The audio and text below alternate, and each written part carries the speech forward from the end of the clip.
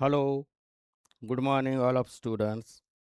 मी प्राध्यापक परबत सर आपलं सर्वांचं ज्ञानगंगा एज्युकेशन मंचावर पुन्हा स्वागत करतो आणि आपण रोटेशनल डायनामिक्सचा सेकंड पार्ट त्याच्या संदर्भात डिस्कस करणार आहे. तर फर्स्ट पार्टमध्ये आपण सर्क्युलर मोशनच्या संदर्भात चर्चा केलेली आहे. सेकंड पार्टमध्ये आता रोटेशनल मोशनच्या संदर्भात आपल्याला एक चर्चा करायची आहे. हे जे टॉपिक आहे आपले रिव्हिजन टाईप आहे, त्यामुळं फास्टमध्ये आपल्याला फक्त पुढं सरकायचं असतं. एक फॉर्म्युले रिवाइज व्हावा, थिअरी आपली रिवाइज व्हावी, यासाठी आपण थोडे फास्टमध्ये पुढं सरकून त्याच्यावर MCQ सोडवणार आहे. तर ठीक आहे. Rotational motion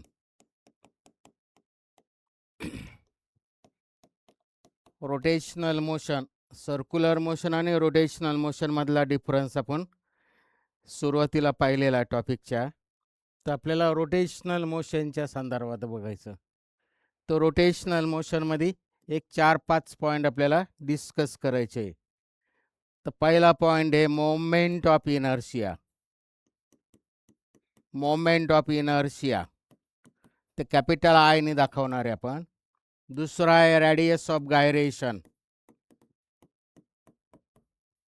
radius of gyration ते कॅपिटल के ने दाखवणार आहे. तिसरा पॉईंट जो आहे ते ॲक्च्युली आपल्याला kinetic energy, angular momentum, torque असे 3 डेरिवेशन आहे. ते थोडक्यात आपल्याला तेही बघायचं. लिहितो मी. Kinetic energy, angular momentum and torque symbolically लिहिलं मी इथं. हे तिघांचे एक्सप्रेशन संदर्भात थोडी चर्चा करायची. आणि चौथा पॉईंट आहे थेरम्स आहे. थेरम्स मोमेंट ऑफ इनर्शिया संदर्भात 2 थेरम्स आहे. आणि पाचवा एक महत्त्वाचा पॉईंट आहे MI काढायची आपल्याला about different axis of symmetric rigid body.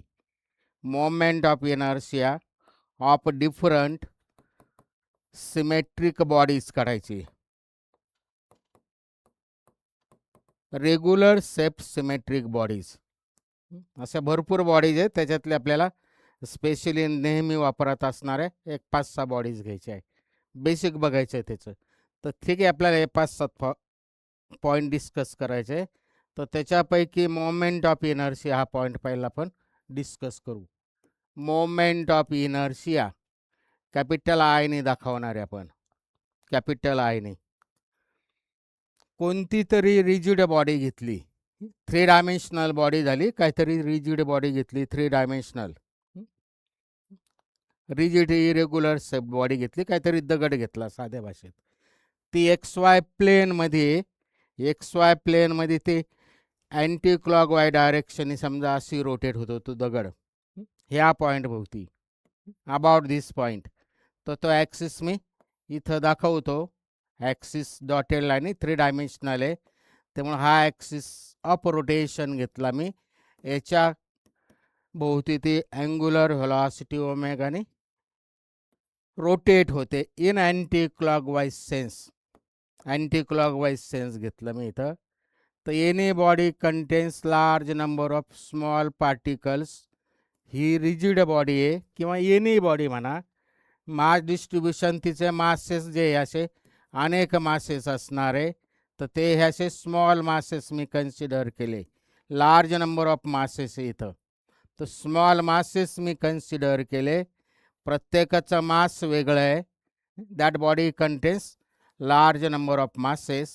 तर कोणतं तरी मी पहिलं मास इथं घेतलं, त्याला M1 म्हणलं. त्याचं ॲक्सिस ऑफ रोटेशनपासूनचं डिस्टन्स R1 म्हणलं.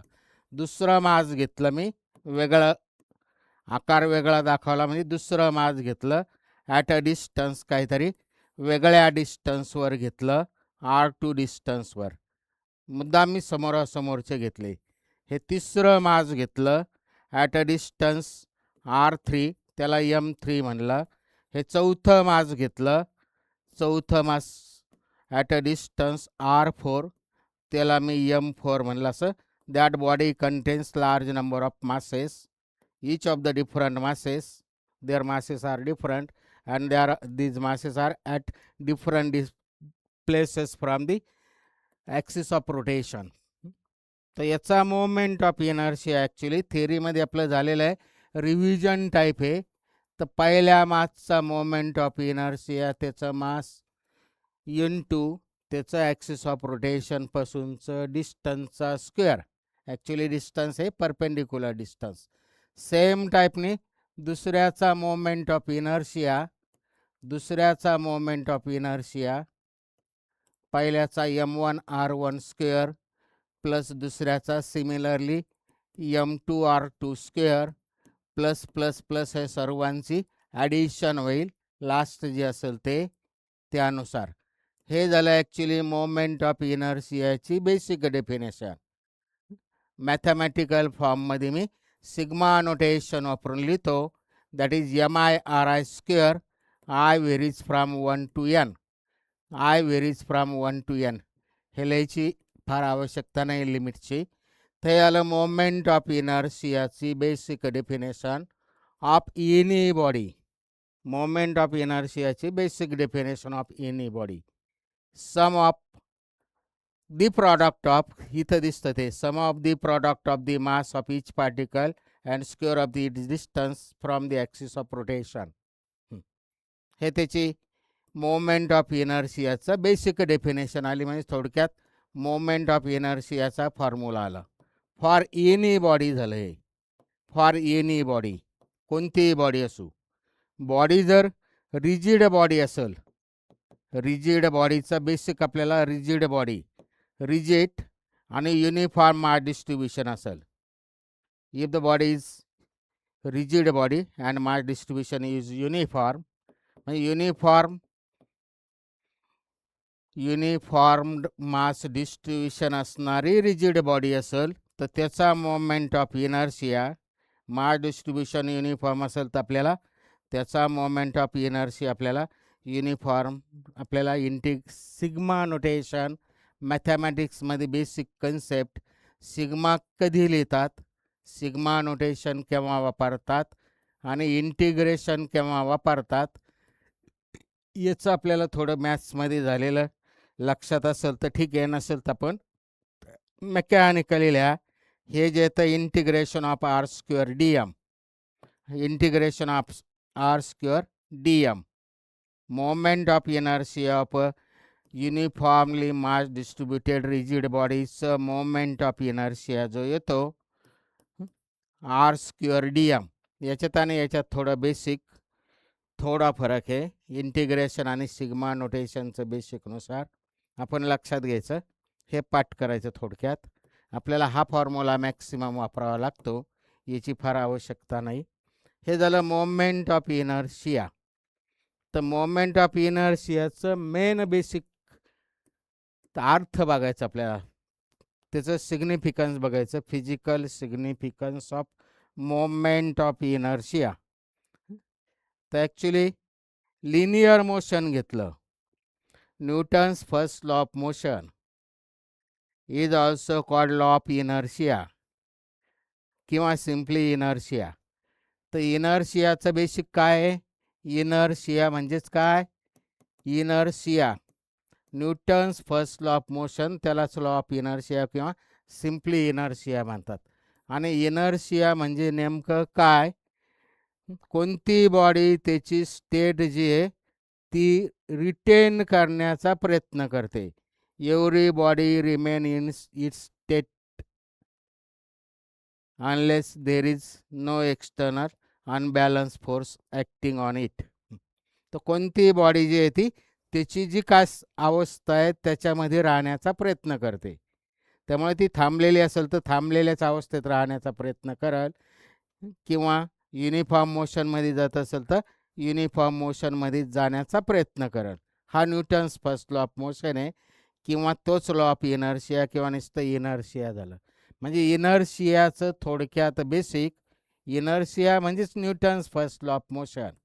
आणि इनर्शिया म्हणजे छोटी बॉडी घेतली आपण कमी मासची, तर तिची स्टेट चेंज करायला, तिला हलवायला, तिची जागा बदलायला स्टेट ॲक्च्युली दोन प्रकारचे आहे, स्टेट ऑफ रेस्ट आणि state of uniform motion.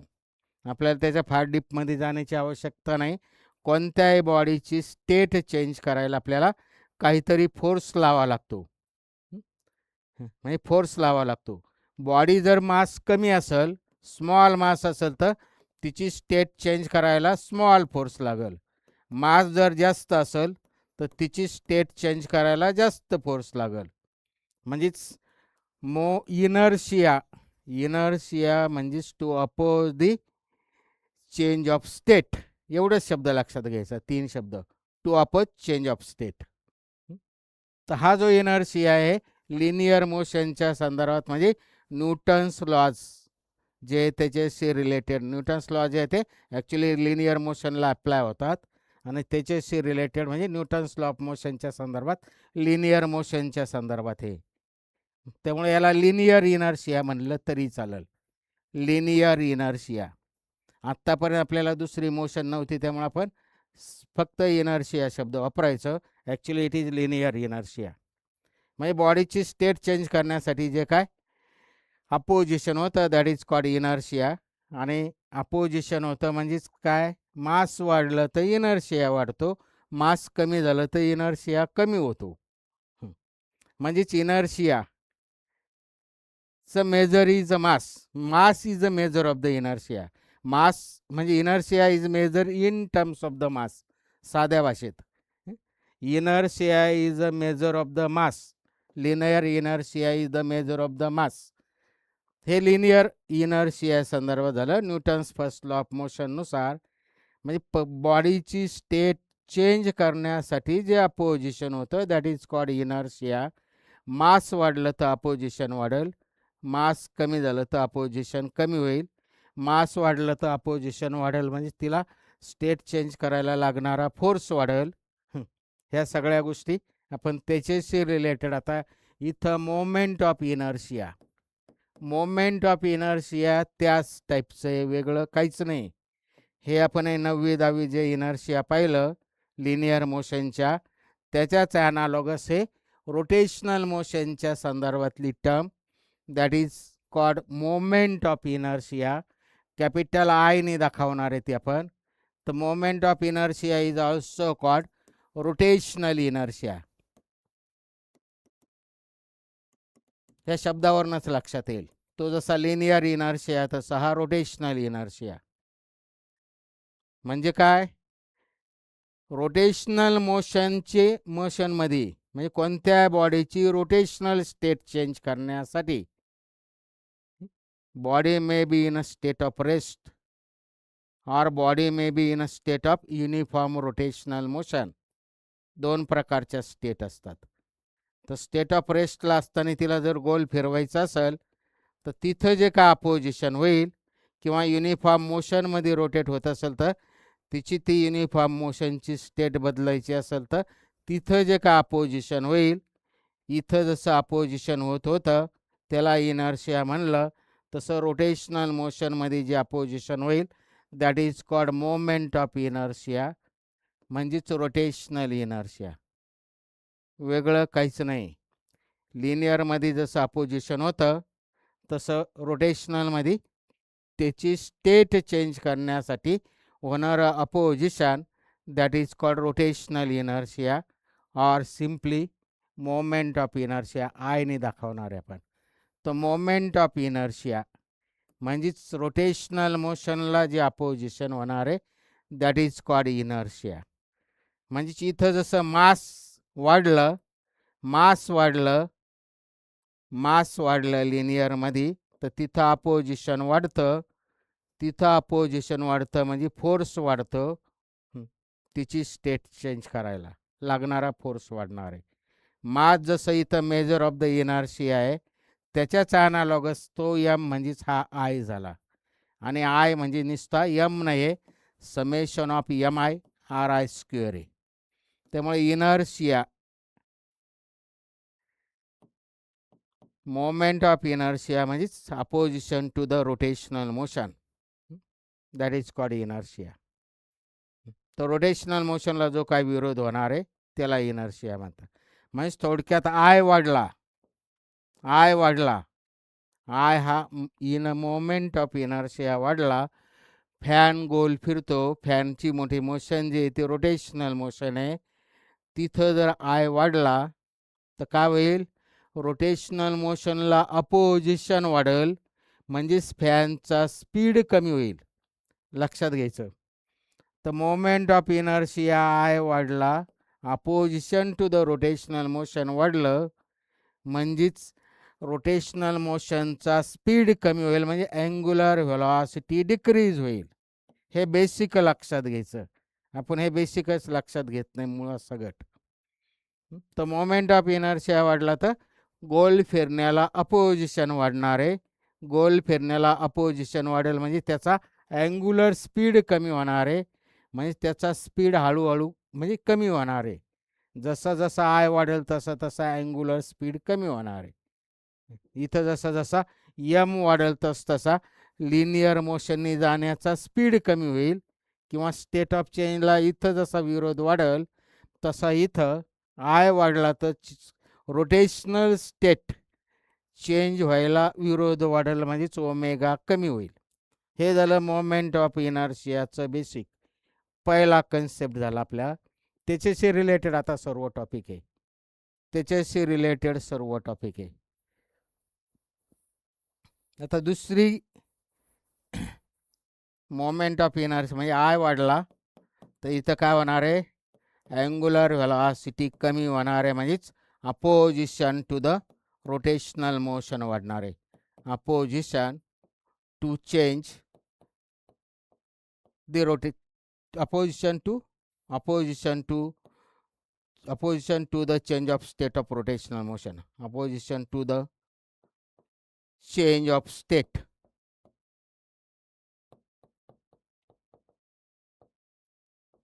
of rotational motion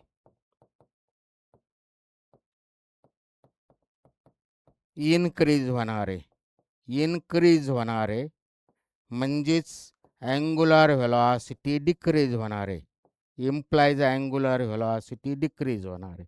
हे बेसिक झालं मोमेंट ऑफ इनर्शियाचं. तर मोमेंट ऑफ इनर्शिया जो आहे summation of M I R I square, म्हणजे मास डिस्ट्रीब्युशन कसं आहे बॉडीमध्ये, युनिफॉर्म आहे का नॉन युनिफॉर्म आहे, बॉडी रिजिड बॉडी आहे का साधी साधी बॉडी म्हणजे रिअरर स्पोरस बॉडी कशी काय, किंवा मास डिस्ट्रीब्युशन कसं आहे म्हणजे मासेस जे आहे त्या बॉडीमध्ये क्लोजली पॅक्ड आहे का अवे फ्रॉम डिफरंट मासेस आहे, मास डिस्ट्रीब्युशन कसं आहे, ॲक्सिस ऑफ रोटेशनच्या जवळ आहे का लांब आहे, आणि ती रिजिड आहे का नॉन रिजिड आहे, मग आणि तसंच युनिफॉर्म आहे का नॉन युनिफॉर्म बॉडी, त्यानुसार. म्हणजे थोडक्यात मोमेंट ऑफ इनर्शिया मासवर आणि मास डिस्ट्रीब्युशनवर अवलंबून आहे. मास डिस्ट्रीब्युशन, मास डिस्ट्रीब्युशन कसं आहे, ॲक्सिस ऑफ रोटेशनच्या जवळ आहे का कसं आहे, युनिफॉर्म आहे का नॉन युनिफॉर्म. तर ह्या दोन क्वांटिटीवर मोमेंट ऑफ इनर्शिया अवलंबून इथं दिसते. तर ह्या दोन ज्या काय फॅक्टर्स आहे, दोन ज्या काय टर्म्स आहे, दोन ज्या काय फिजिकल क्वांटिटी आहे, त्या concept of radius of gyration हे वापरून त्या सेपरेट केल्या. रेडियस ऑफ गायरेशन म्हणजे रेडियस ऑफ गायरेशन हा जो कन्सेप्ट आहे that separate this two things, mass and mass distribution.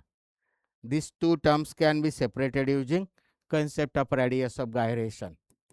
तर थोडं एक उदाहरण बघायचं, थोडं एक एक्झाम्पल बोलतो मी.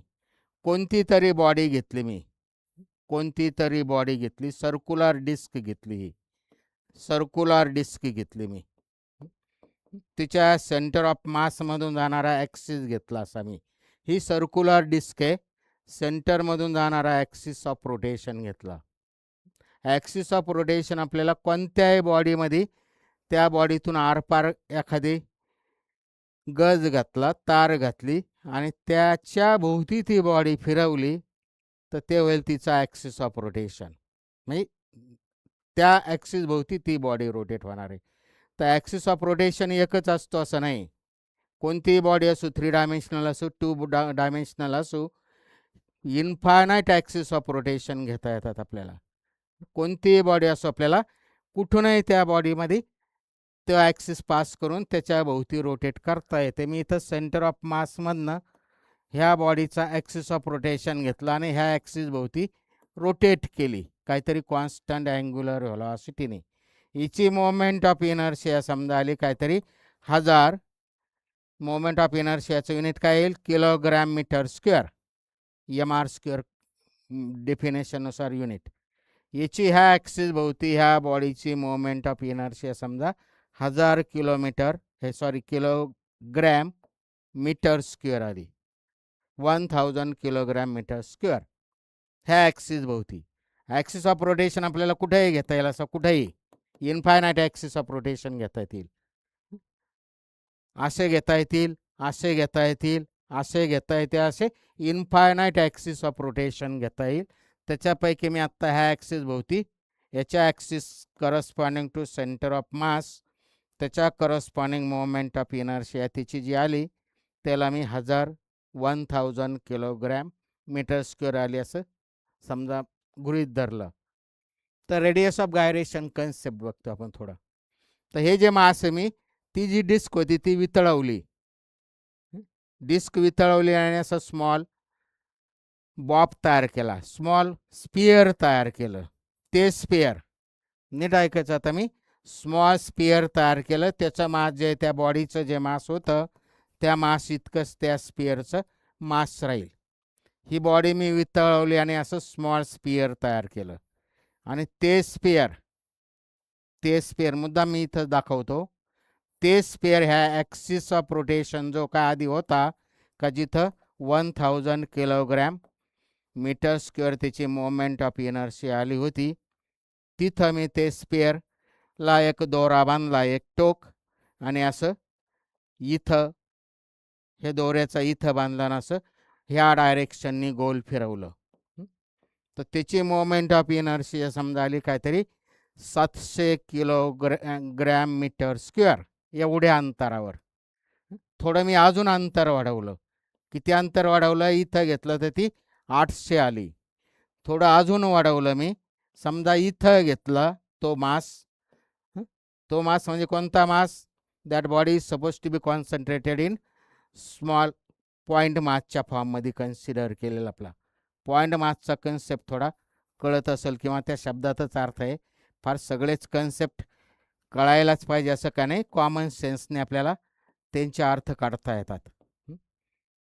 तर मी हे अंतर वाढवत चाललो. किती अंतरावर घेतलं हे दोरा असाल सोडत चाललो मी आणि गोल फिरून बघतो आणि प्रत्येक वेळेस त्याची मोमेंट ऑफ इनर्शिया मोजतो. एवढ्या कमी अंतरावरती थोडी कमी होती, काहीतरी 400, इथं 700 आली, इथं 800 आली, इथं 900 आली, इथं बरोबर 1000 आली. एवढ्या अंतरावर किती आली त्याची moment of inertia? Small point mass जे कन्सिडर केला मी, पॉईंट मासची मास तेवढाच आहे, that is in the form of पॉईंटच्या फॉर्ममध्ये कन्सिडर केलं मी. तर ह्या मासची मोमेंट ऑफ इनर्शिया पहिल्या त्या डिस्कची जी काय येत होती त्या ॲक्सिस भोवती तेवढीच जर आली इथं, तर this distance is called a radius of gyration. तर हे अंतराला म्हणतात रेडियस ऑफ गायरेशन, वेगळं काही नाही. म्हणजे रेडियस ऑफ गायरेशन काय झालं? ॲक्सिस ऑफ रोटेशनपासून जे काय पॉईंट मास आपण कन्सिडर केलं त्या दोघांमधलं अंतर झालं, याला म्हणतात radius of gyration.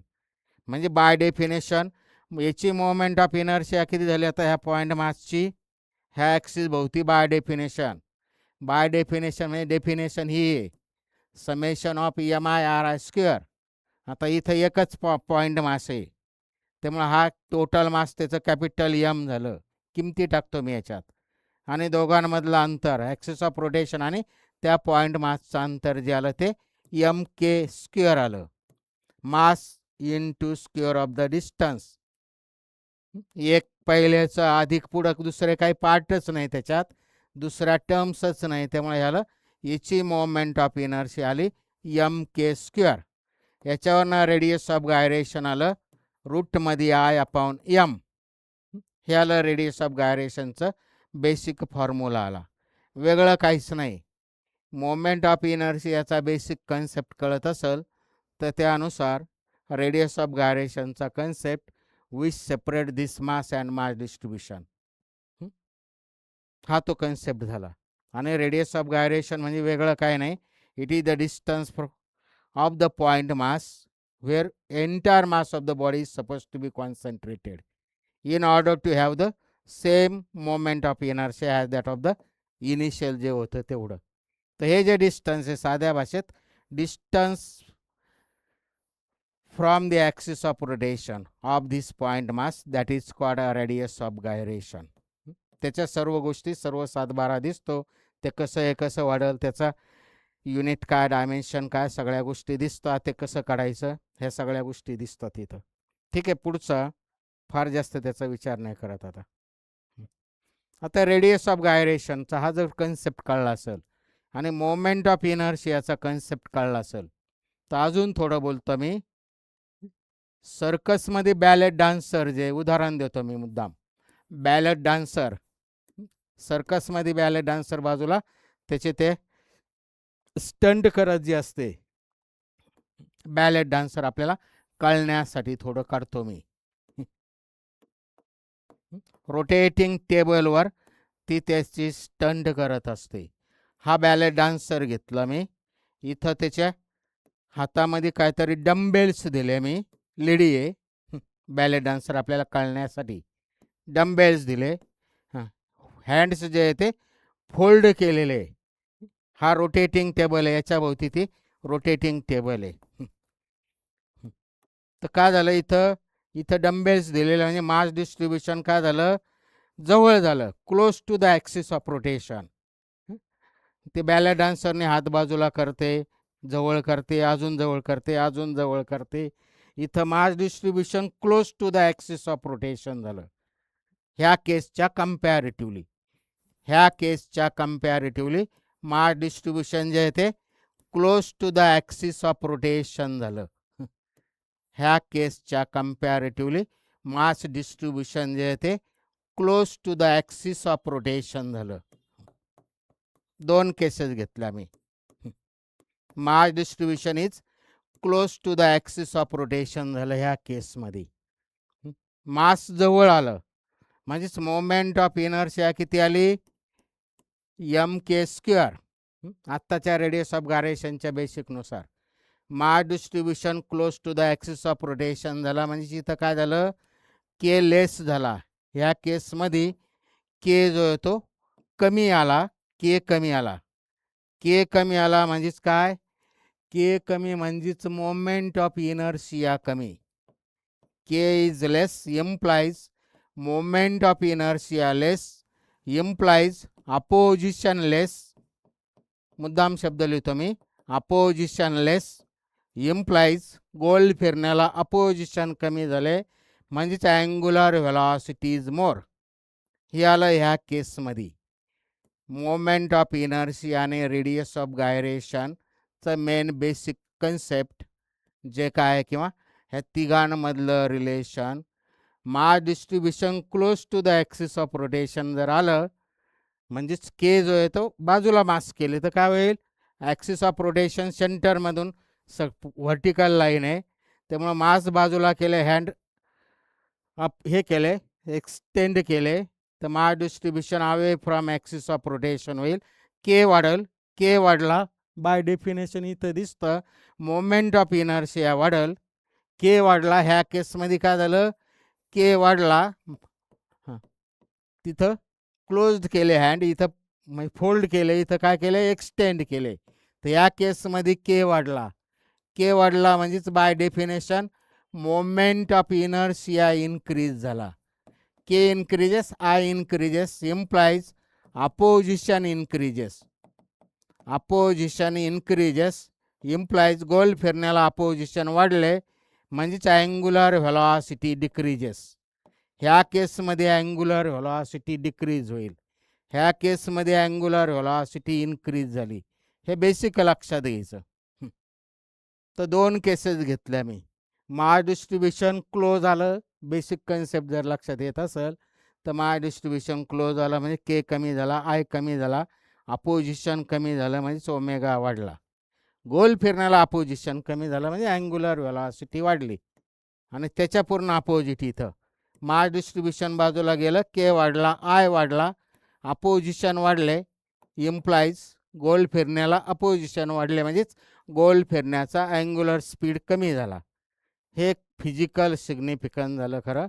Moment of inertia किंवा रेडियस ऑफ गायरेशन ह्याच्या बेसिकमधलं मेन त्याचं फिजिकल सिग्निफिकन्स झालं. ठीक आहे, पुढचा कन्सेप्ट दाखवायचा. तर दोन टर्म्स पाहिले आपण खरं आहे. दोन टर्म्स कोणत्या? मोमेंट ऑफ इनर्शिया आणि रेडियस ऑफ गायरेशन. हे दोन बेसिक टर्म्स आहेत रोटेशनल डायनामिक्समध्ये, रोटेशनल मोशनमध्ये. आणि हे वेगळं काहीच नाही.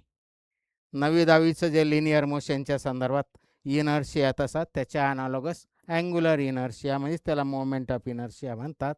आणि हा के जो येतो ते मास आणि मास डिस्ट्रीब्युशन हे ज्या काय दोन क्वांटिटीवर आय डिपेंड्स आहे तो सेपरेशन करतं आत्ता पाहिलेलं त्यानुसार. तर ठीक आहे, आपल्याला पुढचं बघायचं. आता पुढचं थोडं जस्ट ओव्हरलुक करतो मी. कोणती तरी रिजिड बॉडी घेतली, आत्ता पाहिलं आपण ह्या ॲक्सिस भोवती ती रोटेट होते अँग्युलर व्हेलॉसिटी ओमेगाने. इथं डिफरंट पार्टिकल्स आहे, डिफरंट मासेस आहे. याचा मास M1 R1, हा दुसरा मास घेतला M2 at a distance R2. मुद्दाम 3 घेतो मी, समोरासमोरचे 3 किंवा 4 कुठेही घेता येईल मला. हा M3 R3 मगाशी काढलं होतं तसंच. आणि हा M4, हा M4 जास्त मास दाखवतो मी डायग्रॅममध्ये. डायग्रॅम हे सायंटिफिकली नीट प्रॉपर. हे R4, याचं डिस्टन्स M4 झालं, मास M4 झालं. याचा लिनियर स्पीड हा जवळ आहे ॲक्सिस ऑफ रोटेशनपासून, त्यामुळे याचा लिनियर स्पीड कमी असेल. याचा त्याच्यापेक्षा लांब आहे, थोडा जास्त असेल. मॅग्निट्यूडने दाखवला मी इथं, डायरेक्शन कळत असेल, त्याची लेंथ कळत असेल. आपण वेक्टर बेसिक सगळं सायंटिफिकली पाहिलेलं त्याच्या ॲनालॉगस काढतो, काहीही नाही काढत. त्यामुळे याचा लिनियर स्पीड थोडा कमी आहे ॲक्सिस ऑफ रोटेशनपासून. घाण्याचे बैल जसे बाजूला जातात चक्कर मारायला एकच पूर्ण लाईन, म्हणजे ह्या बॉडीमध्ये समजा हे 4 जण इथं उभे आहे आणि याच्या भोवती ती बॉडी फिरत असेल, तर याचा एक राऊंड होईल, तेव्हा याचा दुसरा होईल, म्हणजे याचा एक होईल आणि तेव्हाच याचा एक होईल आणि तेव्हाच याचा एक होईल. तर कळत असेल तर हा पहिला मास जे आहे ते जवळ आहे, दुसरा अजून लांब आहे, तिसरा अजून लांब आहे, चौथा अजून लांब आहे. म्हणजे ॲक्सिस ऑफ रोटेशनपासून जसं जसं अंतर वाढत जाईल तसं त्याला हे जास्त अंतर फिरावं लागणार आहे, त्यामुळे त्याचा लिनियर स्पीड वाढत जाईल. त्यामुळे हे जवळ आहे त्याचा लिनियर स्पीड, याचा लिनियर स्पीड जे आहे ते जास्त राहील, लांब आहे थोडं कम्पॅरेटिव्हली. इथं जे काय डायमेन्शन दाखवले त्यानुसार हा R1 याचा लिनियर स्पीड एवढा दाखवला, हा जवळ आहे याचा लिनियर स्पीड कमी होईल. हा अजून थोडा लांब आहे याचा लिनियर स्पीड थोडा अजून वाढला. डायमेन्शनली मी करेक्ट दाखवत असतो, इथं प्रॉपर मॅग्निट्यूडने दाखवत असतो. हा V3 झाला आणि हा अजून लांब आहे त्यामुळे याचा V4 झाला. असे इन्फायनाईट पार्टिकल्स आहे, N पार्टिकल आहे बॉडीमध्ये. तर प्रत्येकाचं मास वेगळं, प्रत्येकाची व्हेलॉसिटी वेगळी. त्यामुळे पहिल्याचा मास, पहिल्याची व्हेलॉसिटी, त्याचा वर्ग केला, त्याला 1 आपण गुणलं तर होईल kinetic energy of this mass. Same टाईपनी 1/2 M2 V2 square kinetic energy of second mass होईल. सर्व मासची कायनेटिक एनर्जी काढली, जे काय मासेस असतील त्या सर्वांचं ॲडिशन केलं तर ही होईल total kinetic energy of this entire rotating body.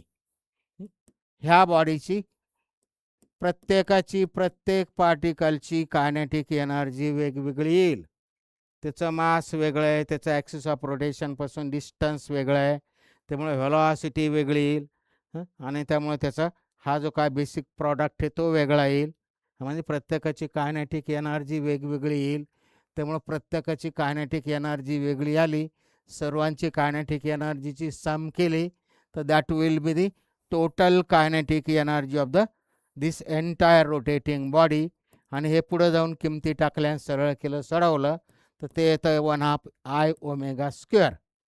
हे कायनेटिक एनर्जीचं एक्सप्रेशन येतं 1/2 I ओमेगा स्क्वेअर अँग्युलर व्हेलॉसिटीच्या फॉर्ममध्ये 1/2 I ओमेगा स्क्वेअर. ह्या व्हीच्या किमती अँग्युलरमध्ये टाकल्या, ते पुढे सिम्प्लिफाय केलं सेकंदात येतं, तरी आपण डायरेक्ट लिहून राहिलो. कायनेटिक एनर्जीचं एक्सप्रेशन आलं किती? कायनेटिक एनर्जीचं एक्सप्रेशन आलं 1/2 I ओमेगा स्क्वेअर. हे आलं पहिलं एक्सप्रेशन. आता आपल्याला काय काढायचं आहे? अँग्युलर मोमेंटमचं एक्सप्रेशन काढायचं सेम बेसिकनुसार. प्रत्येकाचं मास वेगळं आहे, प्रत्येकाची लिनियर व्हेलॉसिटी वेगळी, प्रत्येकाचं डिस्टन्स वेगळं, त्यामुळे लिनियर व्हेलॉसिटी वेगळी आली, त्यामुळे प्रत्येकावर ॲक्ट होणारा फोर्स वेगळा येईल. बाकीचं जास्त बोलतच नाही मी. त्यामुळे प्रत्येकाचा टॉर्क वेगळा येईल. टॉर्क म्हणजेच force into moment arm. Force वेगळा आला म्हणजेच प्रत्येकाचं लिनियर ॲक्सेलरेशन वेगळं येईल. फोर्स म्हणजे मास इंटू ॲक्सेलरेशन, आणि पुढचा आर तसाच, आणि मास तसंच, आणि ॲक्सेलरेशनची जी व्हॅल्यू आहे ती इन टर्म्स ऑफ द अँग्युलरमध्ये ती येते ती अल्फा आर. त्यामुळे हे टोटल होईल M R square alpha. Alpha constant राहील इथं. ओमेगा ज्या अर्थी कॉन्स्टंट आहे त्या अर्थी अँग्युलर ॲक्सेलरेशन कॉन्स्टंट राहील अल्फा. म्हणजे हे झालं बेसिक टॉर्कचं. त्यामुळे पहिल्याचा टॉर्क जो येईल, पहिल्याचा टॉर्क हा झाला टो 1 म्हणलं मी. Corresponding M1 A1 R1 M1 R1 R1 alpha constant आहे, अल्फा 1 नाही होणार. हे आलं पहिल्याचा टॉर्क. सेम टाईपनी दुसऱ्याचा टॉर्क काढता येईल, तिसऱ्याचा काढता येईल, सर्वांचं काढता येईल.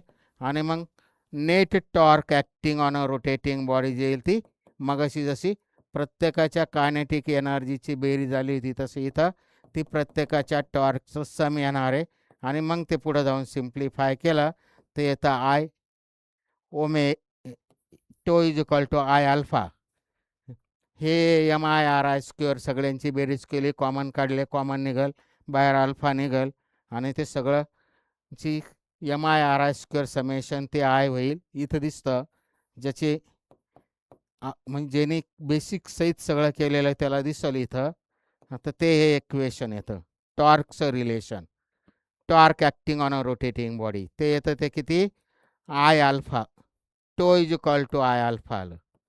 टॉर्कचं एक्सप्रेशन आलं tau is equal to I alpha. हे दुसरं एक्सप्रेशन काढलं. पण सेम टाईपने तिसरं काढायचं. आता तिसरं काय काढायचं आहे? अँग्युलर मोमेंटम काढायचं. अँग्युलर मोमेंटम काय येतं? L is equal to linear momentum into R, आणि लिनियर मोमेंटम पी म्हणजेच M into V into R. M into V into R, आणि M into V into R. Linear momentum झालं ते M into V into R. त्यामुळे पहिल्याची linear momentum जी येईल पहिल्याची ती P1R1 आलं, दॅट इज M1 V1R. आता ह्या व्हीची किंमत in terms of the omega टाकली, V is equal to R omega. तर व्हीची किंमत इन टर्म्स ऑफ ओमेगा टाकली, इथंच टाकतो मी M1R1 व्ही, आणि व्हीची किंमत आर ओमेगा टाकली, त्यामुळे ते आलं M1R1 स्क्वेअर ओमेगा.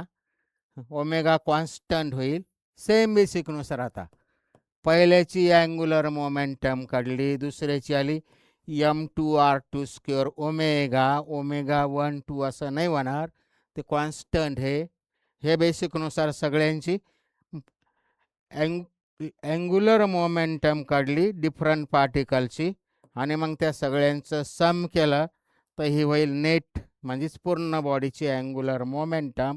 आणि ते दिसतं इथं एम आय आर आय. हे सगळ्यांची सम किमती टाकल्या, summation of M I R I square common निघलं, आणि मग ओमेगा बाहेर निघाला. आणि मग ते आलं total L is equal to I omega. Angular momentum, moment of inertia आणि अँग्युलर व्हेलॉसिटी तिघांमधलं रिलेशन किंवा एक्सप्रेशन फॉर अँग्युलर मोमेंटम. तिसरं आलं expression for angular momentum L is equal to I omega. हे तीन एक्सप्रेशन काढले आपण, तीन एक्सप्रेशन काढले. कायनेटिक एनर्जीचं एक्सप्रेशन काढलं, दुसरं टॉर्कचं एक्सप्रेशन काढलं, torque acting on a rotating body. आणि तिसरं काढलं अँग्युलर मोमेंटमचं एक्सप्रेशन. हे आलं 1/2 I ओमेगा स्क्वेअर. हे आलं tau is equal to I alpha. आणि हे आलं L is equal to I omega. L is equal to I omega. ते 3 एक्सप्रेशन काढले. जसं लिनियर मोशनमध्ये ज्या काय सगळ्या क्वांटिटी आहे आणि अँग्युलर मोशनमध्ये आपण याच्या आधी पाहिला किंवा बऱ्याच ठिकाणी दिसतात, तसं हे रोटेशनलमधल्या ह्या ज्या 3 क्वांटिटी आत्ता मी लिहिल्या रोटेशनल मोशनमधल्या, त्या कशा आल्या? लिनियर मोशनमध्ये जसे येतात. लिनियर मोशनमध्ये कायनेटिक एनर्जी काय येते? कायनेटिक एनर्जी जी येते 1/2 मास इंटू करस्पॉन्डिंग वेलॉसिटीचा स्क्वेअर. तसंच आलं इथं 1/2 तिथं मासच्या अनालॉगस, जसं इथं मासच्या अनालॉगस मगाशी पाहिलं इनर्शिया, तसं त्याच्या अनालॉगस इथं आय आलं. त्यामुळे 1/2 आय. जसं इथं लिनियर व्हेलॉसिटीचा स्क्वेअर तसा इथं अँग्युलर व्हेलॉसिटीचा स्क्वेअर. वेगळं काही नाही आलं. लिनियरच्या करस्पॉन्डिंग सर्व त्याच्या करस्पॉन्डिंग, तशा नाही, त्याच्या करस्पॉन्डिंग सर्व अँग्युलरच्या टर्म्स येतात. किंवा इथं फोर्स जसं असतो मास इंटू ॲक्सेलरेशन, मास कॅपिटल एमनी, ठीक आहे. तर इथं मासच्या अनालॉगस हे आलं आणि करस्पॉन्डिंग ॲक्सेलरेशन जे लिनियरमधलं ये तसं अँग्युलरमधलं अल्फा आलं, सेम ॲनालॉगस. किंवा इथं लिनियर मोमेंटम जसं येतं मास इंटू व्हेलॉसिटी, तसं सेम टाईपनी मासच्या करस्पॉन्डिंग इथं मास म्हणजे इनर्शियाच्या करस्पॉन्डिंग हा मोमेंट ऑफ इनर्शिया. आणि जसं लिनियर व्हेलॉसिटी व्हीच्या करस्पॉन्डिंग अँग्युलर व्हेलॉसिटी आलं. बेसिक तेच. हे जसं लिनियर मोमेंटम कॉन्झर्व होते, आपण 7वी 8वीमध्ये पाहिलं. लिनियर मोमेंटम कधी कॉन्झर्व होते? एक्सटर्नल अनबॅलन्स्ड फोर्स जर 0 असेल, if the external unbalance force 0 असेल तर then linear momentum is conserved. Net force of acting on net force, net शब्द म्हणजे unbalance force. Net force acting on a rigid body is 0, then it's linear momentum is conserved. तसं same त्याच्या analogous तिथं फोर्सच्या corresponding इथं net torque acting on a rotating body 0, then it's corresponding म्हणजेच angular momentum is कॉन्झर्वड. Same बेसिकनुसार आलेलं आहे. ठीक आहे. पुढं सरकायचं आपल्याला. पुढं थेरम्स बघायचे आपल्याला. थेरम्स 2 थेरम आहे. क्रम आपण जे काय सिक्वेंटली शिकतो ते सिक्वेन्स लक्षात घ्यायची, ती सिक्वेन्स लक्षात घ्यायची आणि त्यानुसारच ते MCQ सोडवताना किंवा कोणतंही रिमेमराईज करताना त्यानुसार आपण ते रिवाईज करायचं असतं.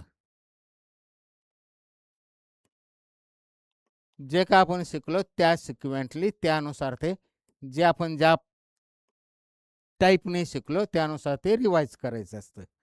टाईप्स भरपूर असतात शिकण्याचे, सोडवण्याचे, लक्षात घेण्याचे. त्यामुळं आपण जे काय शिकलेलं असतं ते आपण इथं मी जे शिकवतो त्या टाईपने आपण त्या गोष्टी बेसिक वापरून पुढं सिम्प्लिफाय करत असतो किंवा पुढचे MCQs थेरी त्याच्या अनालॉगस ते अप्लाय करून करत असतो. ठीक आहे. थेरम जे एक पहिलं थेरम आहे पॅरलल ॲक्सिस थेरम आणि दुसरं आहे perpendicular axis theorem. Parallel axis theorem आणि परपेंडिक्युलर ॲक्सिस थेरम, त्या दोघांमधलं बेसिक बघायचं. हे 3 डायमेन्शनल बॉडीसाठी आहे. इथं बॉडी जी आहे ती 3 डायमेन्शनल बॉडी आहे. मग अशी बोललो मी, काहीतरी दगड घेतला ते XY प्लेनमध्ये असा गोल फिरतो कोणत्या तरी ॲक्सिस भोवती. इथं कोणता तरी ॲक्सिस घेण्याऐवजी मी काय घेतो? सेंटर ऑफ मासमधून जाणारा ॲक्सिस घेतो. इथं कुठंतरी त्या बॉडीचा जी काय घेतला आपण त्याचा सेंटर ऑफ मास इथं आहे. त्या बॉडीच्या सेंटर ऑफ मासमधून जाणारा ॲक्सिस घेतला, अँग्युलर व्हेलॉसिटीने ती रोटेट होते ह्या डायरेक्शनने. 3 डायमेन्शनल बॉडीसाठी, हे 3D बॉडीसाठी आहे. ॲक्सिस ऑफ रोटेशन इथं मी सेंटर ऑफ मासमध्ये घेतलं. आणि परपेंडिक्युलर ॲक्सिस थेरम जे ॲक्च्युली टू डायमेन्शनल लॅमिनर बॉडीसाठी, प्लेनसाठीचं म्हणजे पसरट बॉडी, चपटी बॉडी आहे, चपटी बॉडी आहे, जास्त 3 डायमेन्शनल नाही, it is laminar body. Perpendicular axis theorem जे आहे 2 डायमेन्शनलसाठी. तर हे 2 डायमेन्शनल मी काहीतरी लॅमिना घेतली, ही 3 डायमेन्शनल काहीतरी बॉडी घेतली, ही लॅमिनर फॉर्ममध्ये घेतली. ती एक्स वाय प्लेनमध्ये समजा ह्या ॲक्सिस भोवती फिरवलं मी. आता मला इथं आपल्याला एक्सपेरिमेंटली किंवा डेमॉन्स्ट्रेशन करता येईल, त्याला वेळ नाही. हा एक्स ॲक्सिस घेतला मी, त्याच्या करस्पॉन्डिंग फिरवली, म्हणजे त्याच्या भोवती फिरवली, त्याच्या करस्पॉन्डिंग तिचा मोमेंट ऑफ इनर्शिया आला आय एक्स. नंतर मी वाय ॲक्सिसच्या करस्पॉन्डिंग फिरवली, त्याच्या करस्पॉन्डिंग मोमेंट ऑफ इनर्शिया आला आय वाय. आणि नंतर हा जसा झेड ॲक्सिस आहे त्याच्या भोवती फिरवली, त्याच्या करस्पॉन्डिंग मोमेंट ऑफ इनर्शिया आली आय झेड.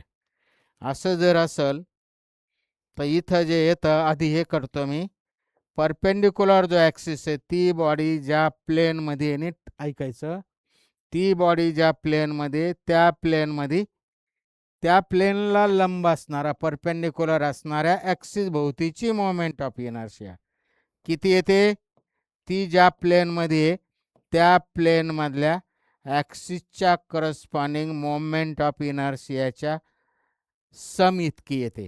हे परपेंडिक्युलर ॲक्सिस थेरम झालं. Actually it is for 2 dimensional केससाठी असतं, चपट्या बॉडीसाठी असतं.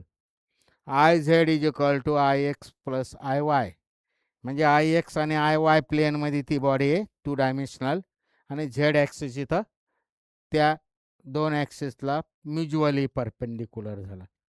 त्यामुळे झेड ॲक्सिसच्या ऐवजी जर एक्स ॲक्सिस परपेंडिक्युलर असला, ती बॉडी जर एक्स वाय प्लेनच्या ऐवजी ती काय वाय झेड प्लेनमध्ये असेल, वाय झेड प्लेनमध्ये, तर एक्स ॲक्सिस काय होईल, perpendicular to Y Z plane होईल. आणि मग त्यावेळेस तिचा मोमेंट ऑफ इनर्शिया काय येणार आहे, इकडचं इकडं आलं म्हणून लगेच मायनस प्लस झालं. अंकगणिताचे मॅथमॅटिक्सचे बेसिकनुसार हे इकडं आलं मायनस झालं प्लस झालं, तसं नाही होणार. त्यामुळे मी बोलतो काय, परपेंडिक्युलर ॲक्सिसच्या करस्पॉन्डिंग मोमेंट ऑफ इनर्शिया, इथं बोलण्याला अर्थ आहे किती असते, sum of the moment of inertia of that body in which it lies. म्हणजेच ती जर एक्स ॲक्सिस जर लंब असेल, ती ज्या प्लेनमध्ये वाय झेड प्लेनमध्ये असेल आणि एक्स ॲक्सिस त्याला लंब असेल, तर त्याची मोमेंट ऑफ इनर्शिया अशी होईल, एक्स ॲक्सिसच्या करस्पॉन्डिंग किती येईल, ती ज्या प्लेनमध्ये त्या प्लेनच्या मोमेंट ऑफ इनर्शिया त्या करस्पॉन्डिंग ॲक्सिसच्या मोमेंट ऑफ इनर्शियाच्या बेरजे इतकी येईल, म्हणजे I Y plus I Z. हे ते बेसिक झालं. हे इकडचं इकडं आलं, आय एक्स आय वाय इकडं आलं, आणि मग ते I Z minus I Y बरोबर आय एक्स असं नाही होणार. हे ते थेरम नाही आहे. थेरम मी आत्ता बोललेलो, परपेंडिक्युलर ॲक्सिसच्या करस्पॉन्डिंग मोमेंट ऑफ इनर्शिया, ती बॉडी ज्या प्लेनमध्ये त्या प्लेनमधल्या करस्पॉन्डिंग ॲक्सिसच्या मोमेंट ऑफ इनर्शियाच्या सम इतकी असते. हे परपेंडिक्युलर ॲक्सिस संपलं, perpendicular axis theorem. Parallel axis theorem आता नीट ऐकायचं, हे सेंटर ऑफ मासच्या करस्पॉन्डिंग इथं ही बॉडी रोटेट होती, याच्या करस्पॉन्डिंग मोमेंट ऑफ इनर्शिया काढले मी, ती काहीतरी आली आय सी. दुसरा मी त्याला पॅरलल कुठेही ॲक्सिस घेतला, असे इनफायनाईट ॲक्सिस घेता येतील मला. हा जो ॲक्सिस आहे आत्ताचा सेंटर ऑफ मासमधून जाणारा, त्या बॉडीचा असा सेंटर ऑफ मासमधून जाणारा ॲक्सिस आहे, त्याला पॅरलल मला इथं कुठेही ॲक्सिस घेता येतील. त्याला पॅरलल कसेही घेता येतील. मी त्याला पॅरलल इथं कुठंतरी एक ॲक्सिस घेतला, त्याला पॅरलल मी इथं कोणता तरी ॲक्सिस घेतला, किती अंतरावर, एच डिस्टन्सवर, एच डिस्टन्सवर घेतलं, तर याच्या करस्पॉन्डिंग मोमेंट ऑफ इनर्शिया ह्या पॉईंटला मी ओ म्हणतो, तर याच्या करस्पॉन्डिंग मोमेंट ऑफ इनर्शिया किती येते, याच्या करस्पॉन्डिंग मोमेंट ऑफ इनर्शिया येते त्याच्या सेंटर ऑफ मासमधून जाणाऱ्या ॲक्सिसच्या करस्पॉन्डिंग जी मोमेंट ऑफ इनर्शिया ती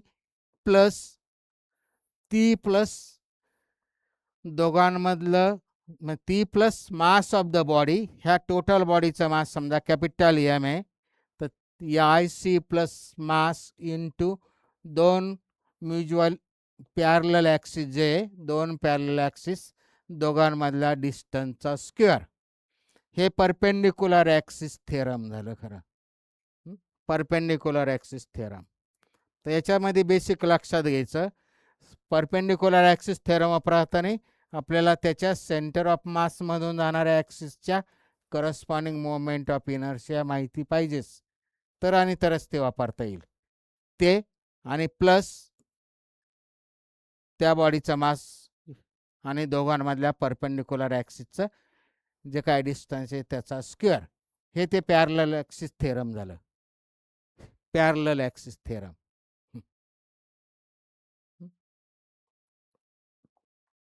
तर हे दोन थेरम आपल्याला करस्पॉन्डिंग, ठीक आहे, लिहितो मी. I O is equal to I C plus M H square, हे परपेंडिक्युलर पॅरलल ॲक्सिस थेरम झालं. आणि करस्पॉन्डिंग झेड ॲक्सिसच्या करस्पॉन्डिंग जे आलं, झेड ॲक्सिस परपेंडिक्युलर आहे त्या प्लेन एक्स वायला, हे आलं पॅरलल ॲक्सिस थेरम. आणि हे आलं परपेंडिक्युलर ॲक्सिस थेरम. म्हणजे बेसिक थेरम आले ह्या स्टेटमेंटमध्ये, म्हणजे मोमेंट ऑफ इनर्शियाच्या फॉर्ममध्ये. आता प्रत्येक ॲक्सिस आपल्याला कुठेही कसा ॲक्सिस घेता येतो, हे थेरम वापरून आपल्याला कोणती बॉडी घेतली, कोणत्या ॲक्सिसच्या करस्पॉन्डिंग आपल्याला मोमेंट ऑफ इनर्शिया काढायची आहे किंवा काढता येतात, त्यासाठी तर आपण हे थोडं थेरम लक्षात घेतले, लिहिले. हे थेरम वापरून we can find the M I of any body about any axis. कोणत्याही बॉडीला इनफायनाईट ॲक्सिस असतील तर कोणत्या ॲक्सिसच्या करस्पॉन्डिंग आपल्याला पर्टिक्युलर हे थेरम वापरून एम आय काढता येतील. तर ठीक आहे. आणि प्रत्येक ॲक्सिसच्या करस्पॉन्डिंग रेडियस ऑफ गायरेशन येणारच आहे. किती येणार आहे?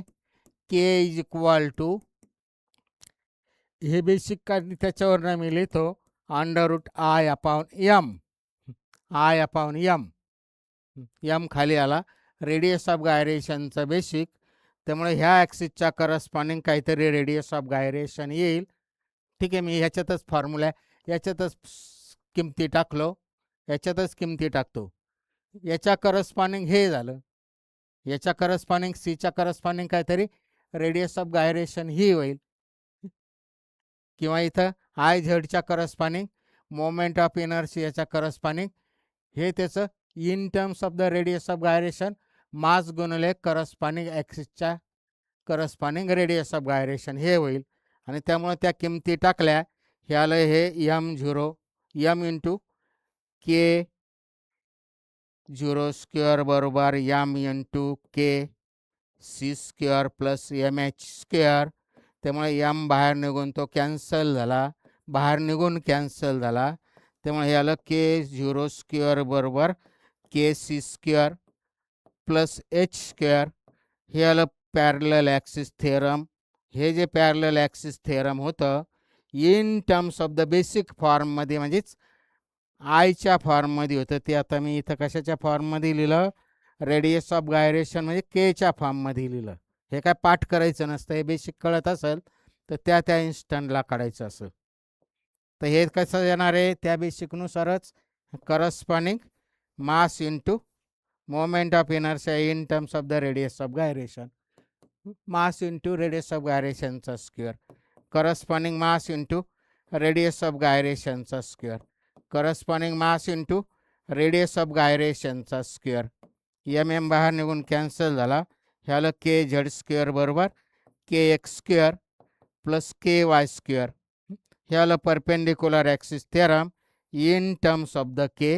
हे जे होतं in terms of the I होतं, हे जे होतं in terms of the I, तसं हे इन टर्म्स ऑफ आय, हे पुढचं आलं in terms of the K म्हणजेच रेडियस ऑफ गायरेशन. ठीक आहे. तर हे थेरम्स वापरून आपल्याला different symmetric rigid body, regular shaped different symmetric rigid body, त्याच्या एम आय काढायचे आहे. एक 2-3 बॉडीचं मी बोलतो, अशा भरपूर बॉडी घेता येतील, तरी आपल्याला जे काय लागतात जनरली तेवढ्या बॉडी एक 4-5-6 बॉडीचं बोलतो मी. थिन युनिफॉर्म रिजिड रॉड घेतला. शब्द नीट ऐकायचे. Thin uniform rigid rod. Uniform आहे, रिजिड आहे, थिन आहे. थिन आहे त्यामुळे तो 2 डायमेन्शनल झाला. त्याची लेंथ येईल आहे, टोटल लेंथ. त्यामुळे त्याचा ॲक्सिस ऑफ रोटेशन मी इथं घेतला सेंटरला. ॲक्सिस ऑफ रोटेशन सेंटरला घेतला. सेंटरला घेतला. ते फॉर्म्युले आता आपल्याला फॉर्म्युले आपण डायरेक्ट लिहिणार आहे. तर याच्या corresponding moment of inertia. Axis of rotation कसा झाला? हा रॉड आहे, इथं ॲक्सिस ऑफ रोटेशन घेतला म्हणजे ह्या पॉईंटच्या करस्पॉन्डिंग त्याला याच्या सेंटरमध्ये जो काय ॲक्सिस घेतला त्याच्या भोवती तो रोटेट होतोय. म्हणजे axis of rotation is passing through the center of the rod and perpendicular to its length. Total length त्याची एल आहे, टोटल मास जे आहे ते एम आहे. तर हे पुढं डेरिवेशन काढलं तर त्याची मोमेंट ऑफ इनर्शिया येते. शॉर्टमध्ये मी एक टेबल तयार करतो. त्याची मोमेंट ऑफ इनर्शिया येते त्या ॲक्सिसच्या करस्पॉन्डिंग येते ती ml²/12. त्या ॲक्सिसच्या करस्पॉन्डिंग म्हणजे कोणता ॲक्सिस घेतला? सेंटर आणि perpendicular to the length. Perpendicular to length. लेंथला परपेंडिक्युलर हा पहिला ॲक्सिस घेतला. त्याच्या करस्पॉन्डिंग ही मोमेंट ऑफ इनर्शिया झाली. पहिली बॉडी समजा रॉड घेतली मी. बेसिक लक्षात घ्यायचं आता आपल्याला. इनफायनाईट ॲक्सिस घेता येतील आपल्याला. इथं कुठेही ॲक्सिस घेता येईल. कुठेही ॲक्सिस आपल्याला असे इनफायनाईट ॲक्सिस घेता येतील. इथं कुठेही असे इनफायनाईट ॲक्सिस घेता येतील आणि त्याच्या करस्पॉन्डिंग मग आपल्याला कुठेही त्याची मोमेंट ऑफ इनर्शिया काढता येईल का जी प्रत्येक ॲक्सिसच्या करस्पॉन्डिंग डिफरंट येणार आहे. कारण त्याचा मास बदलणार आहे, ॲक्सिस ऑफ रोटेशनचं डिस्टन्स बदलणार आहे. मास बदलणार म्हणजे मास आहे तेच राहणार आहे. ॲक्सिस ऑफ रोटेशनपासूनचं मास डिस्ट्रीब्युशन बदलणार आहे. बेसिक फॉर्म्युल्यानुसार मास डिस्ट्रीब्युशन बदललं, बेसिक डेफिनेशन पाहिलेली असेल. हा यल बदलणार आहे. इथं ॲक्सिस घेतला मी, तर इथं ॲक्सिस घेतलं तर इथं ॲक्सिस ऑफ रोटेशन कुठं घेतो मी आता? Moment of inertia about this axis passing through any one end and parallel to this C.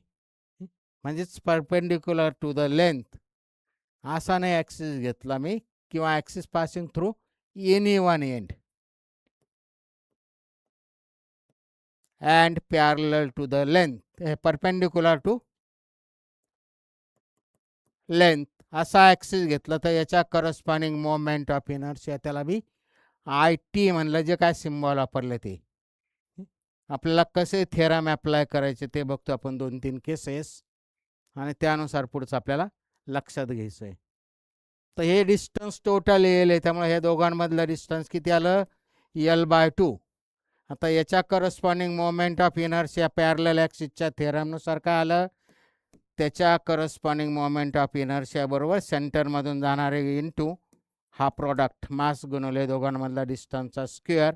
तर सेंटरमधून जाणारे किती येते? ml²/12 येते. आपल्याला माहिती आहे सेंटरमधून जाणार माहिती असेल का? कोणत्या ॲक्सिसच्या करस्पॉन्डिंग थेरम आपण काढता येते. यम तेच. आणि आता एच किती झाला? L/2. त्याचा स्क्वेअर म्हणजे L/2चा स्क्वेअर L²/4 झाला. त्यामुळे याचा LCM आला 12. हे आलं ml² आणि 4×3=12 प्लस 3ml².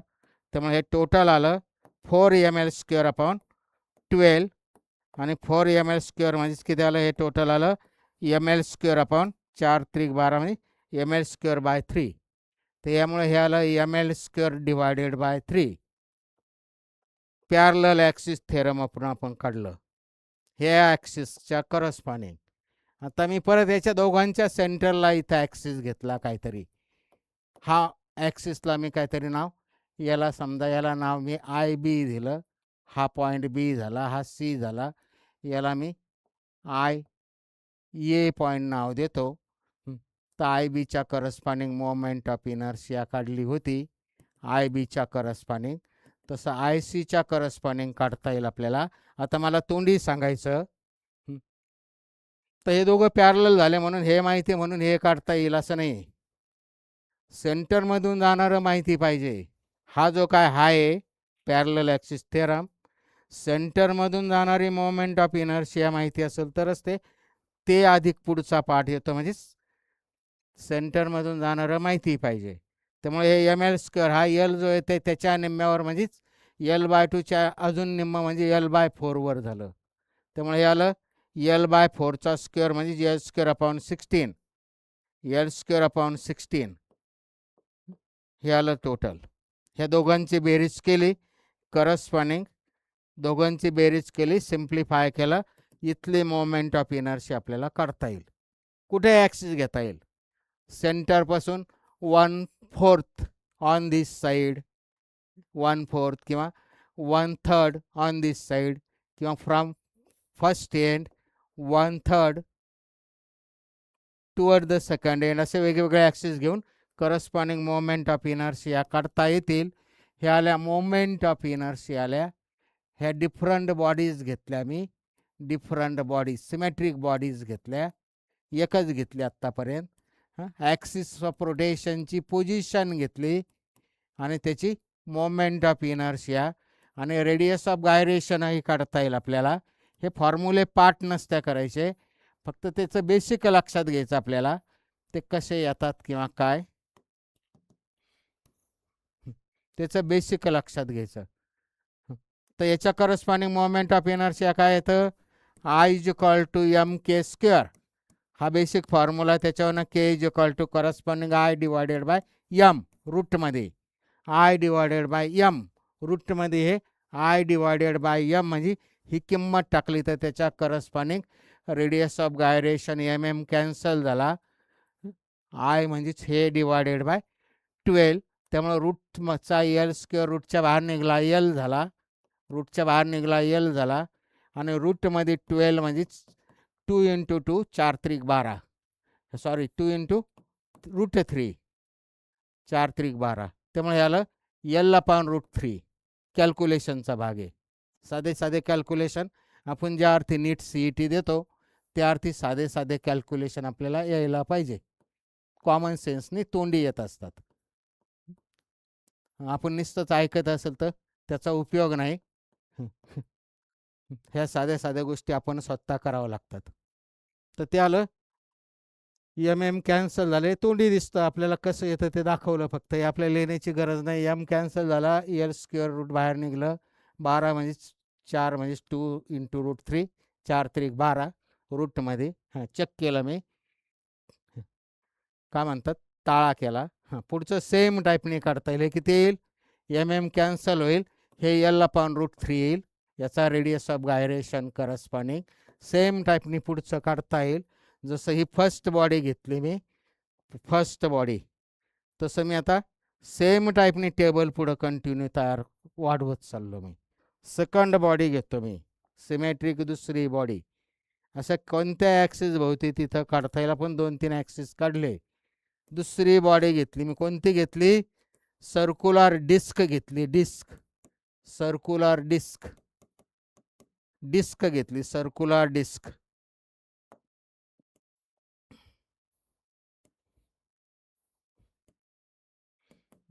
तर याच्या ह्या ॲक्सिसच्या करस्पॉन्डिंग ॲक्सिस जो ही डिस्क घेतली, डिस्क आहे, not ring, it is a disc consider करायची. त्याच्या सेंटरमधून जाणाऱ्या ॲक्सिसच्या करस्पॉन्डिंग म्हणजे ॲक्सिस जो आहे तो हा ॲक्सिस घेतला मी. डॉटेड लाईनचा अर्थ थोडा कळत असेल तर मी ॲक्सिस प्रॉपर दाखवला. याच्या करस्पॉन्डिंग मोमेंट ऑफ इनर्शिया, बॉडीचा मास m असेल, डिस्क आहे, 2 डायमेन्शनल बॉडी झाली. मगाची जशी 2 डायमेन्शनल होती, थिन युनिफॉर्म रॉड म्हणजे 2 डायमेन्शनल होती, तशी ही 2 डायमेन्शनलच झाली. त्याची रेडियस r झाली, त्याची रेडियस r झाली. ॲक्सिस जो आहे तो सेंटरमधनं जाणारा ॲक्सिस झाला. का झाला? Axis perpendicular to the centre, हे sorry perpendicular to the plane of the disc and passing through the centre. सेंटरमधून जाणारा असा ॲक्सिस झाला तो, असा असा ॲक्सिस झाला तो सेंटरमधून जाणारा. सेंटरमधून जाणारा असा पण होईल डायमीटर. तर आपल्याला आत्ता आधी हे काढतो मी, about the axis passing through the centre and perpendicular to the plane. त्यामुळे हे जे काय मगाचा टेबल कंटिन्यू केला मी, डिस्क ॲक्सिसची पोझिशन झालं काय, passing through centre and perpendicular to the, मगाचं जसं लेंथला परपेंडिक्युलर तसं इथं perpendicular to the plane of the disc, डिस्कच्या प्लेनला परपेंडिक्युलर असा ॲक्सिस घेतला तर याच्या करस्पॉन्डिंग मोमेंट ऑफ इनर्शिया जी येते तिचं म्हणजे फॉर्म्युला आहे ते आपल्याला डेरिवेशन आहे ते येतं एम आर स्क्वेअर अपॉन 2, ते येतं M R square upon 2, M R square upon 2. M is the mass, R is the radius. आता त्या ॲक्सिसला पॅरलल मी आता आणि टँजेन्शियल पॉईंट घेतो, टँजेन्शियल ॲक्सिस घेतो. तर याला पॅरलल टँजेन्शियल, त्याला पॅरलल टँजेन्शियल, म्हणजे अशी त्याला पॅरलल एक टँजंट येईल आणि डायमीटरला पॅरलल सुद्धा एक टँजंट येणार आहे. तर त्याच्यापैकी मी आत्ता कोणतं काढतो, त्या ॲक्सिसला पॅरलल टँजंट घेतो मी. ह्या ॲक्सिसला पॅरलल टँजंट घेतो. कोणत्या ॲक्सिसला, याला पॅरलल टँजंट IT1 म्हणतो मी. काय नावं द्यायचं द्या, पाहिजे तर IB म्हणतो. हा जो ॲक्सिस आला कोणता झाला, टँजंट पॅरलल टू IC. हा जो IC वरचा होता त्याला पॅरलल. तर याच्या करस्पॉन्डिंग मोमेंट ऑफ इनर्शिया, आता पॉईंटला नाव दिलं मी B. त्यामुळे याच्या करस्पॉन्डिंग मोमेंट ऑफ इनर्शिया काय येईल आता, IB is equal to, basic ऐकायचं इथं मी सगळं विथ ॲक्शन करतो. तर त्याच्या करस्पॉन्डिंग काय येईल, पॅरलल ॲक्सिस थेरमनुसार ह्या दोघांमधलं परपेंडिक्युलर डिस्टन्स जे ते किती झालं, H is equal to R झालं. सेंटर ऑफ मास, सेंटरमधून जाणार आपल्याला हे पॅरलल ॲक्सिस थेरम झालं आणि हे म्हणजेच एम आर स्क्वेअर अपॉन 2 झालं. IC जे येते एम आर स्क्वेअर अपॉन 2, तो डायरेक्ट फॉर्म्युला लिहिला आपण ते डेरिवेशननी. आणि H म्हणजे इथं R झालं एम आर स्क्वेअर. त्यामुळे हे एम आर स्क्वेअर कॉमन निघाला, म्हणजे थोडक्यात हे अर्धा एम आर स्क्वेअर आणि एक एम आर स्क्वेअर म्हणजे ते आलं 1.5 M R square. 1.5 M R square म्हणजे 3/2. बेरजा वाजा बाकी आकडे कळत असेल तर मी प्रॉपर 2 पद्धतीने सांगितलं त्याची बेरीज. 3/2 एम आर स्क्वेअर. हे पटापट आपल्याला साधे साधे कॅल्क्युलेशन आले पाहिजे. एम आर स्क्वेअर हाफ म्हणजे खाली 2 म्हणजे अर्धा आणि एम आर स्क्वेअर म्हणजे अर्धा अधिक 1 म्हणजे 1.5 एम आर स्क्वेअर झालं. तसं नसेल कळत एम आर स्क्वेअर कॉमन काढला, कळत नाहीच आपल्याला. एम आर स्क्वेअर कॉमन काढला कारण आपल्याला ती सवय त्या टाईपने लावल्या गेल्या, स्पून फिडिंग. त्यामुळे याला 3/2 एम आर स्क्वेअर. आणि त्या सवयीचं आपल्याला आयुष्यामध्ये फार तोटे जाणवतात. तर याला दुसरा ॲक्सिस घेतला मी, असे इनफायनाईट ॲक्सिस घेता येतील. आता मला परत ह्या दोघांच्या सेंटरला याला पॅरलल असणारा ॲक्सिस घेता येईल. दोघांच्या सेंटरला ह्या IC ला पॅरलल कुठेही ॲक्सिस घेता येईल, कसाही घेता येईल, किती ॲक्सिस घेता येईल, कुठेही घेता येतील. याच्या करस्पॉन्डिंग त्याला पॅरलल ॲक्सिस घेतले तर पाहिजे तेवढ्या मोमेंट ऑफ इनर्शिया, म्हणजे ह्या अशा टाईपनी हा ॲक्सिस असा आहे त्यामुळे त्याला पॅरलल असे इथं किती इनफायनाईट ॲक्सिस घेता येतील. त्यांचे डिस्टन्सेस फ्रॉम सेंटर किती आहे ते जर माहिती असेल तर पॅरलल ॲक्सिस थेरम वापरून आपल्याला त्या करस्पॉन्डिंग मोमेंट ऑफ इनर्शिया काढता येतील. ठीक आहे, आता पुढचं ऐकायचं. 2 डायमेन्शनल बॉडी आहे. समजा ही रिंग जे ते रिंग नाही खरं ॲक्च्युली डिस्क XY प्लेनमध्ये फिरते. झेड ॲक्सिस त्याला परपेंडिक्युलर असेल तर झेड ॲक्सिस भोवतीची मोमेंट ऑफ इनर्शिया किती येणार आहे, IX + IY. 2 डायमेन्शनल बॉडी म्हणजे लॅमिनर झाली त्यामुळे पॅरलल ॲक्सिस थेरम आपल्याला अप्लाय करता येईल. झेड ॲक्सिस भोवतीची करस्पॉन्डिंग मोमेंट म्हणजेच हा ॲक्सिस का तो इथं आता IC आहे आणि तो किती आहे, एम आर स्क्वेअर अपॉन 2 आहे. आपल्याला माहिती आहे IC is equal to M R square upon 2 इथं लिहिलेलं आहे. आणि IX म्हणजे एक्स ॲक्सिसच्या करस्पॉन्डिंग फिरवलं किंवा वाय ॲक्सिसच्या करस्पॉन्डिंग फिरवलं तर सिमेट्री असल्यामुळं आय एक्स आणि आय वाय सारखाच येईल. त्यामुळे हे आय एक्स आणि आय वाय सारखा झाला म्हणजे त्याला मी आय एक्सच म्हणतो. त्यामुळे ह्याला टॉईस आय एक्स आणि टॉईस आय एक्स म्हणजे वेगळ्या शब्दात काय झालं ते डायमीटर झाला. आय एक्स म्हणजे इथं डायमीटर झाला. त्यामुळे हा 2 इकडे डिवाइड आला. हा एम आर स्क्वेअर अपॉन पहिला 2 आणि हा 2 म्हणजेच एम आर स्क्वेअर अपॉन 4 आलं. म्हणजे अबाउट डायमीटर जे आलं हा तिसरा ॲक्सिस जे आलं ते किती आलं एम आर स्क्वेअर अपॉन 4. ह्या टाईपने आपल्याला पाहिजे तेवढे हा काय आला अबाउट डायमीटर आला. आता ह्या डायमीटरला मी हा डायमीटर कन्सिडर केला. समजा हा डायमीटर त्याला पॅरलल आता मी टँजंट घेतो. कोणती झाली आता ही दुसरी टँजंट जी होती ती परपेंडिक्युलर टू द प्लेन होती. आता मी कोणती घेतो tangent in the plane of the disc. Diameter असे इनफायनाईट कुठूनही डायमीटर करता येईल. मी डायमीटर समजा इथं घेतला असा हे किंवा इथं टँजंट घेतली तर डायमीटर मला हा कन्सिडर करावा लागेल. सिमेट्री असल्यामुळं ह्या डायमीटर भोवती कोणत्या डायमीटरच्या करस्पॉन्डिंग मोमेंट ऑफ इनर्शिया तीच येणार आहे. त्यामुळे हा चौथा ॲक्सिस घेतला मी अबाउट टँजंट. त्याला मी काहीतरी नाव देतो अबाउट टी असंच नाव देतो. याच्या करस्पॉन्डिंग मोमेंट ऑफ इनर्शिया डायमीटरची माहिती आहे. डायमीटरला हा पॅरलल झाला. डायमीटरची जी आली आता मी थेरम वापरून राहिलं कोणतं ह्या दोघांसाठी पॅरलल ॲक्सिस थेरम. याची माहिती आपल्याला M R square upon 4 plus parallel axis theorem कळत असेल तर हे एम एच स्क्वेअर त्याच्यात ॲड केलं. एम एच स्क्वेअर म्हणजेच हे जे अंतर आलं काय आलं आर आलं. त्यामुळे M H square upon 4 M R square upon 4 plus M एचची जी व्हॅल्यू आहे ती किती आली एचची व्हॅल्यू जी आहे ती आर आली. त्यामुळे आर स्क्वेअर एच स्क्वेअर म्हणजेच आर स्क्वेअर. त्यामुळे हे जे आलं याची बेरीज 5/2 5/4 एम आर स्क्वेअर आलं. 5/4 एम आर स्क्वेअर आलं. M R square upon 4 plus M R square. एक एम आर स्क्वेअर प्लस 1/4 म्हणजे सव्वा एम आर स्क्वेअर झाले. 5/4 म्हणजे सव्वा 1.25 नाही करणार आपल्याला.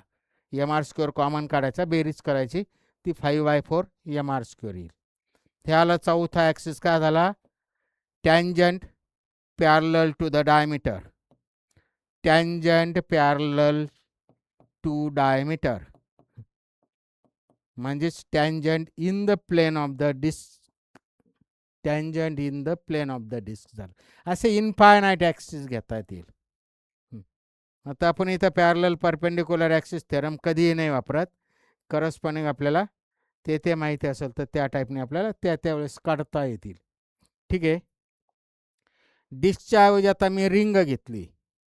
डिस्कच्या ऐवजी काय केलं मी रिंग घेतली. रिंगचं सेम टाईपने काढता येईल. आत्ता मी लक्षात कसं घ्यायचं पॅरलल ॲक्सिस थेरम कसे वापरायचे कसं सिम्प्लिफाय करायचं परपेंडिक्युलर ॲक्सिस थेरम त्यावेळेस कोणत्या ॲक्सिस भोवती विचारलं त्यानुसार आपण ते थेरम वापरून कसं सिम्प्लिफाय करायचं कसं लक्षात घ्यायचं ते पाहिलं आपण. त्या टाईपने टेबल तयार केलं. मोमेंट ऑफ इनर्शिया लिहिता येतं. रेडियस ऑफ गायरेशन लिहिता येतं. रॉड पाहिला आपण. डिस्क पाहिली रिंगचं त्याच टाईपने येणार. आता आपल्याला आता ते सर्व करत बसले आपल्याला 2-3 तास लागतील. चौथं आपल्याला काय बघायचं आहे सॉलिड स्पियर बघायचं आहे. पाचवं पुढचं हॉलो स्पियर बघायचं आहे. हॉलो स्पियर आणि सहावं बघायचं आहे सॉलिड सिलेंडर आणि सातवं बघायचं आहे हॉलो सिलेंडर. तर थोडं याचं फक्त बेसिक मी 2 मिनिटात बोलतो आणि आपला एंड करतो. हॉलो सिलेंडर रिंगचं त्याच टाईपने येणार आहे. सॉलिड स्पियरची moment of inertia about diameter. त्याच्या सेंटरमधून जाणारा कुठूनही ॲक्सिस काढला तर तो काय होईल डायमीटर होणार आहे. 3 डायमेन्शनल बॉडी झाली. त्यामुळे सॉलिड स्पियरची अबाउट डायमीटर जी काय येते ती 2/5 एम आर स्क्वेअर येते. आणि अबाउट द डायमीटर माहीत झालं का त्याला पॅरलल टँजंट काढता येईल, कोणत्या ॲक्सिस भोवती काढता येईल, अशा टाईपने आपण मगाशी पाहिलं. त्या बेसिकनुसार आपल्याला सर्व काढता येतील. ते करत नाही बसत आता मी.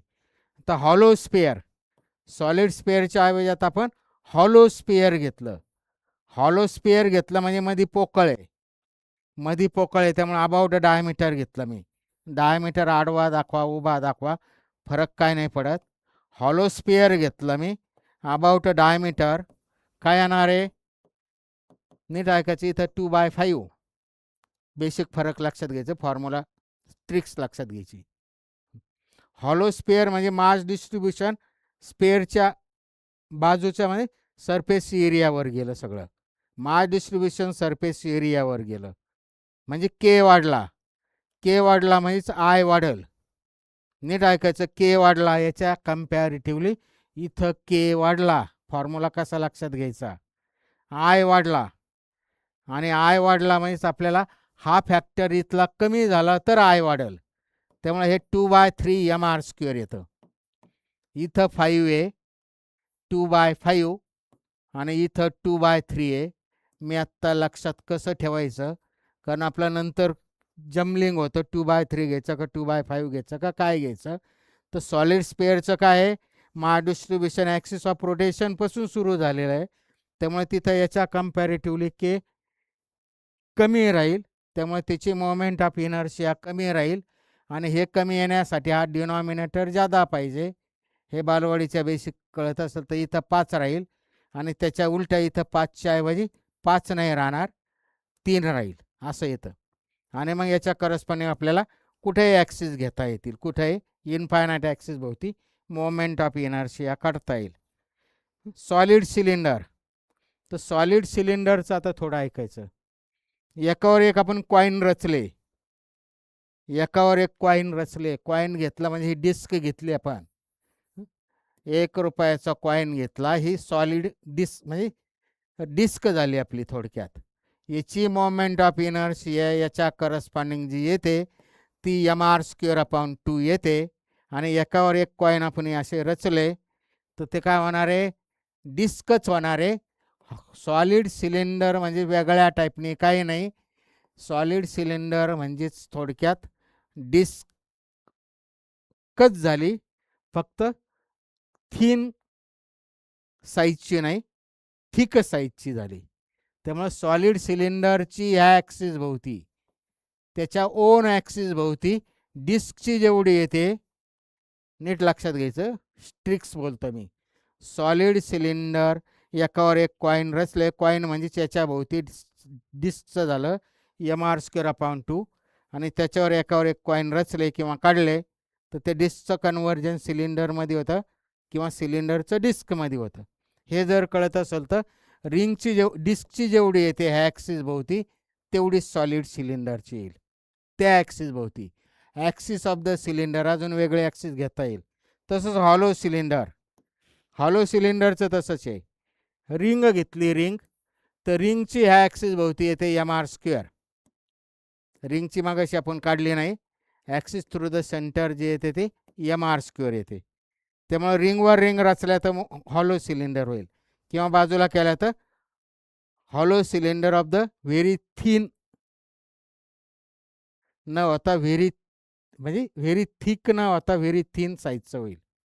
त्यामुळे डिस्कचा आणि रिंगमधला फरक, किंवा डिस्कचा आणि सॉलिड सिलेंडरचं किंवा रिंगचं आणि हॉलो सिलेंडरचं काय येतं आपण त्या टाईपने लक्षात घ्यायचं. तर रिंगचं जे येतं mr² येतं about axis through the centre, तेवढंच हॉलो सिलेंडरचं येईल अबाउट दॅट ॲक्सिस, म्हणजे अबाउट इट्स ओन ॲक्सिस. हे झालं याचं. ठीक आहे, आपण इथं थांबतो. पुढं जे येते कायनेटिक एनर्जी आपण काढली. कायनेटिक एनर्जी जी आहे कोणाची काढली आपण, रोटेटिंग बॉडीची. रोलिंग बॉडीची कायनेटिक एनर्जी काय येते, रोलिंग बॉडी जर असेल तर ती रोटेट होते, म्हणजेच kinetic energy of rotational motion आणि kinetic energy of translational motion येईल. Kinetic energy of translational motion. तर kinetic energy of rotational motion माहिती आहे आपल्याला 1/2 mω², आणि ट्रान्सलेशनल मोशन माहिती आहे 1/2 mv². ही आली kinetic energy of a rolling body. Kinetic energy of rolling body. वेगळं काय याच्यात फार लक्षात घेण्यासारखं किंवा वेगवेगळे फॉर्म्युले आपल्याला पाठ करण्याची गरज नाही. त्यावेळेस त्या इन्स्टंटला आपल्याला हे बेसिक कळत असेल तर त्यानुसार काढता येईल. सिलेंडर आपलं रस्त्यावरनं गोल फिरत गेलं. रस्त्यावरनं डांबरचं सिलेंडर ते रोल होतं, त्यामुळं त्याला काय आलं, रोलिंग मोशन आलं. मग एका ठिकाणावरून दुसऱ्या ठिकाणी जातं म्हणून त्याला ट्रान्सलेशनल मोशन आली. त्यामुळे त्याच्या करस्पॉन्डिंग मोशन. आणि गोल गोल फिरत जातं त्यामुळे रोटेशनल मोशन आली. त्याच्या करस्पॉन्डिंग कायनेटिक एनर्जी. त्यामुळे टोटल कायनेटिक एनर्जी ही काय येणार आहे, ट्रान्सलेशनल मोशनच्या करस्पॉन्डिंग कायनेटिक एनर्जी आणि रोटेशनल मोशनच्या दोघांची बेरीज केली. पुढे करस्पॉन्डिंग फॉर्म्युले टाकले. ते सेपरेट पाठ करायची गरज नाही, हेच बेसिक लक्षात ठेवायचं. पुढं अनेक फॉर्म्युले येणार आहे. ह्या बेसिकनुसार एक एक स्टेपमध्ये ते येतात. तर ठीक आहे, आपण इथं ह्या टॉपिक थांबतो. उद्या आपले याचे MCQज होतील.